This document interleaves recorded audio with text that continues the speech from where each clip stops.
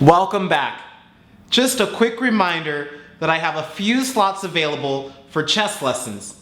You can find out more on chessopenings.com/lessons. Welcome back to chessopenings.com. This video takes a look at a quick blitz game that I played against a player in the Semi-Tarrasch opening. Here you'll have a chance to learn a bit about this opening in a fast-paced way and also learn a bit about blitz tactics. Let's take a look. Welcome back to chessopenings.com.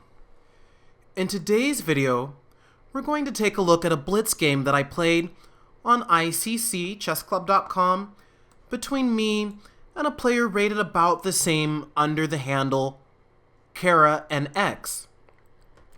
The game began with me playing the white pieces with the move pawn to d4, which is my favorite way to open up the game.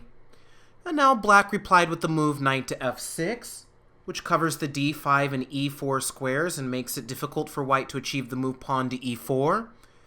I now continued with the move pawn to c4. Pawn to e6 was played, and this setup of knight f6 and pawn to e6 is exactly what I described in the video entitled The Strongest Reply to d4.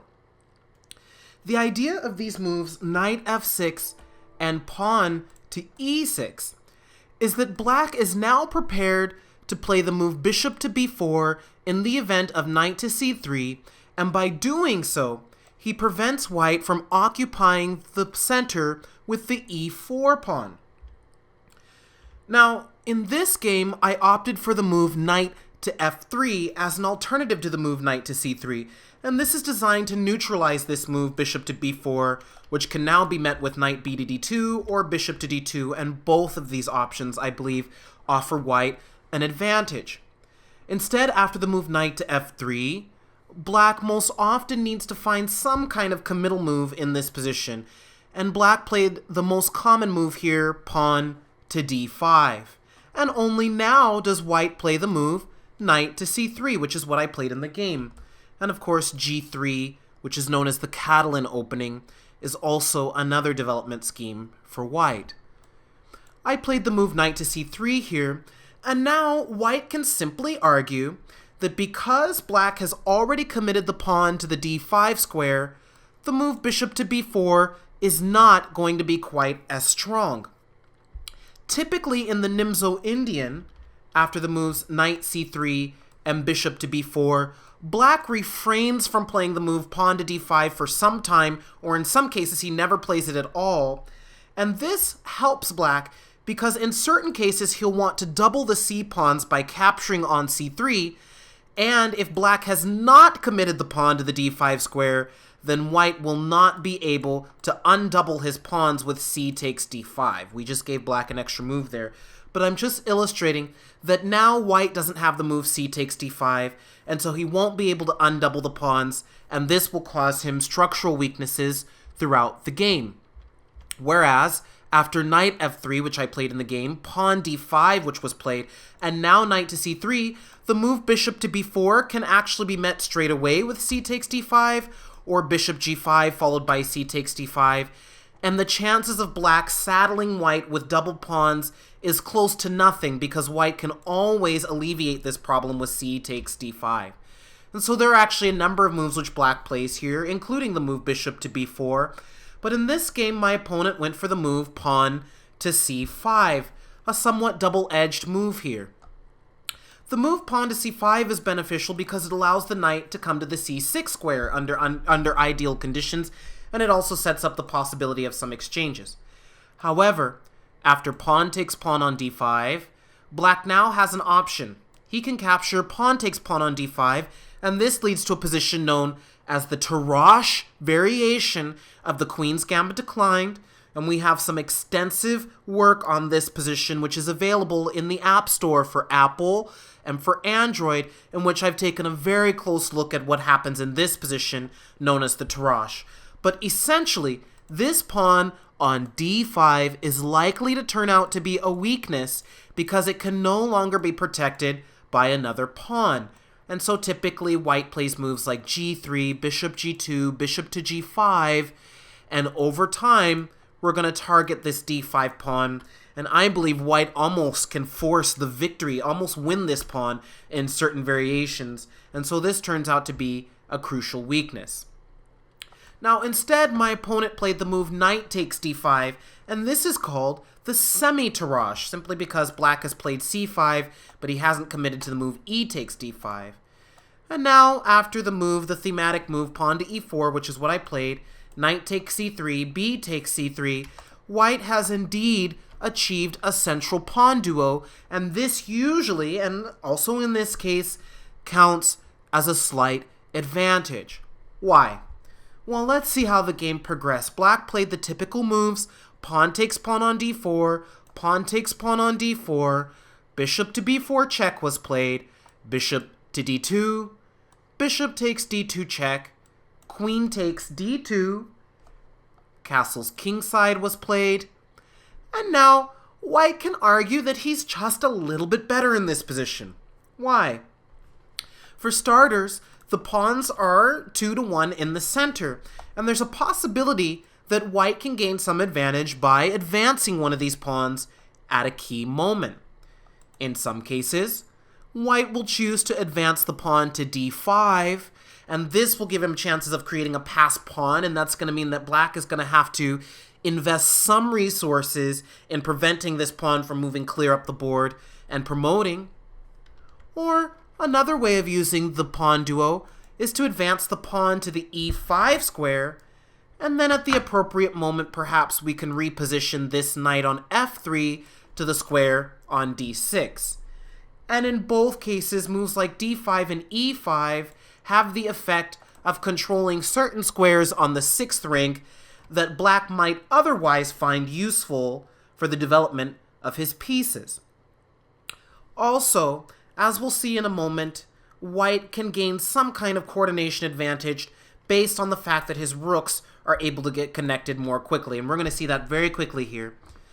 Now, I understood when I played the move bishop to b5 that this is not the most common move, but typically it's not a bad idea to change things up a little bit in the opening, and it looked interesting to me, since it does make the move knight to c6 unattractive, because then I can capture the knight, give him some weak pawns, and create an imbalance of knight versus bishop, which is something that I can then try to outplay him with.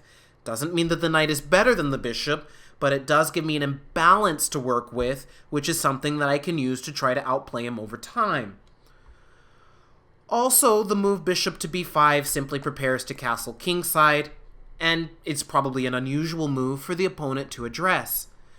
More commonly, white has played the move bishop to c4 in this position, and the main line continues knight d7, castles kingside, pawn to b6, black getting on with his development here, rook f to e1, bishop to b7, rook a to d1, rook to c8, bishop to b3, and I think white has a fairly pleasant position, but it's not a terribly strong advantage, but white is always ready to play a timely pawn to d5 and gain a little bit of extra clout in the center.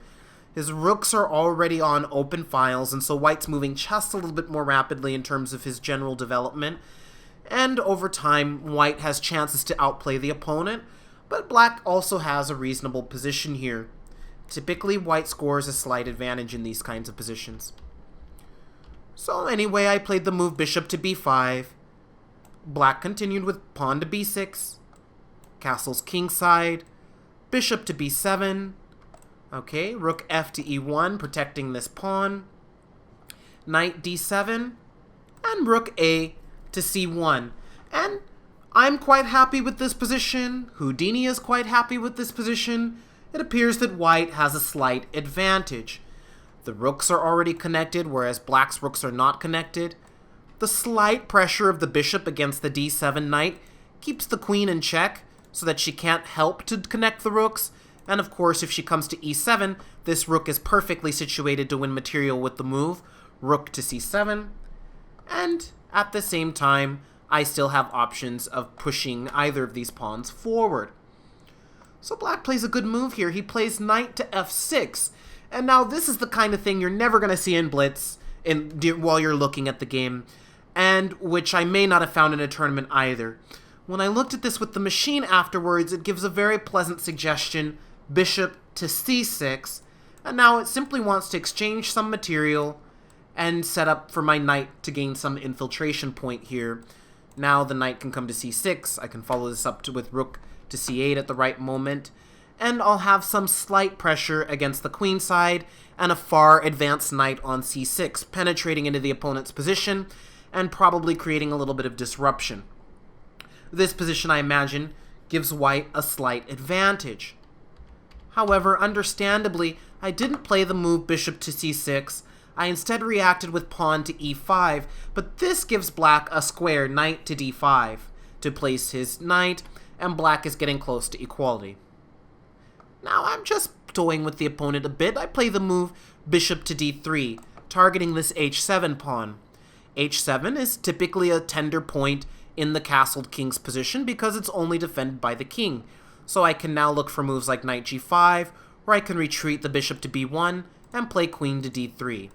It's not such a big deal, and black handles these threats very adequately by playing the move h6. Excellent move by black.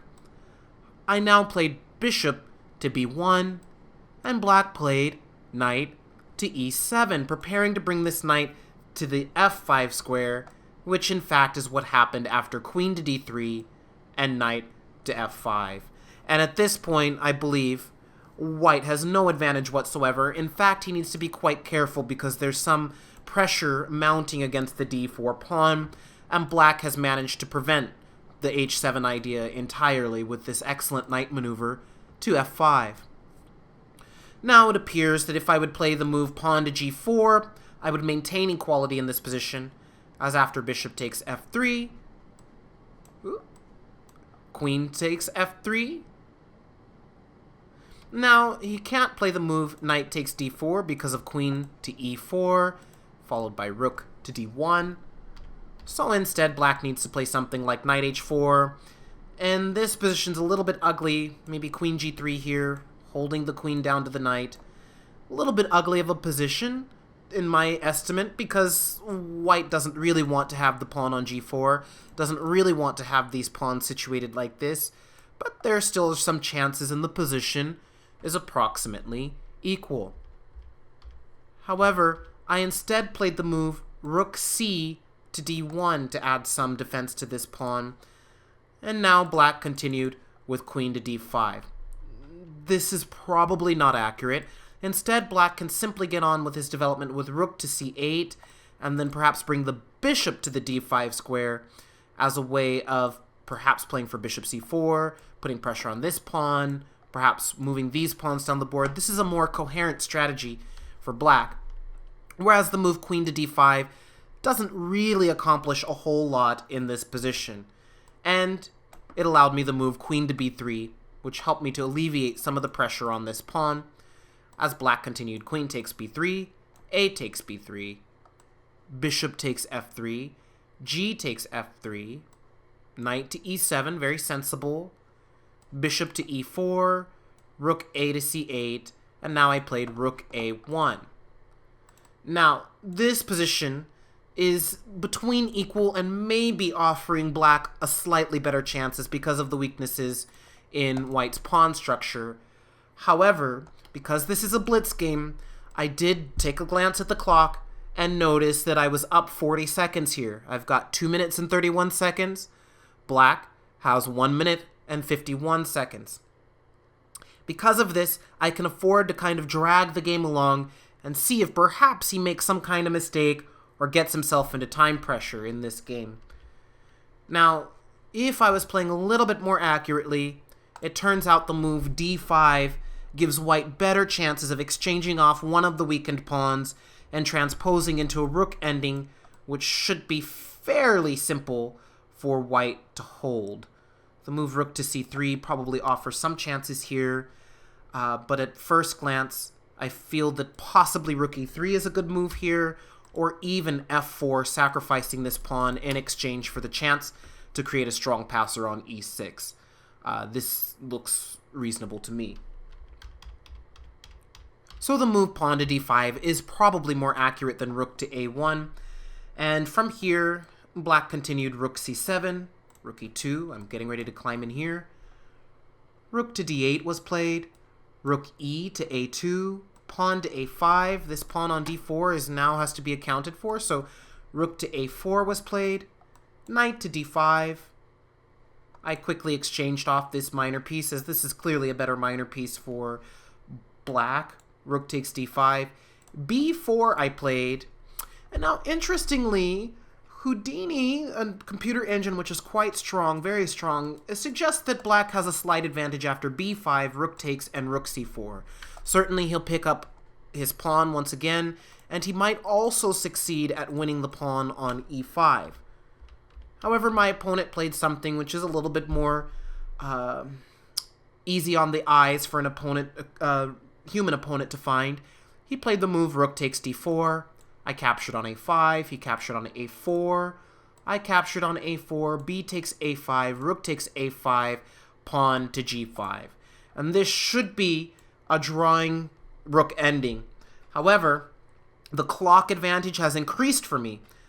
My opponent now has 51 seconds, I have 2 minutes and 9 seconds, and this literally means that if he doesn't manage to trade off all of the material, all of the pieces and pawns, or if he doesn't manage to get one of these pawns through, force me to sacrifice the rook, and mate me, he's got to do all of that in 51 seconds or I'm going to win the game. So my goal here was simply to mark time and go ahead and collect the victory as a result of having outplayed him on the clock.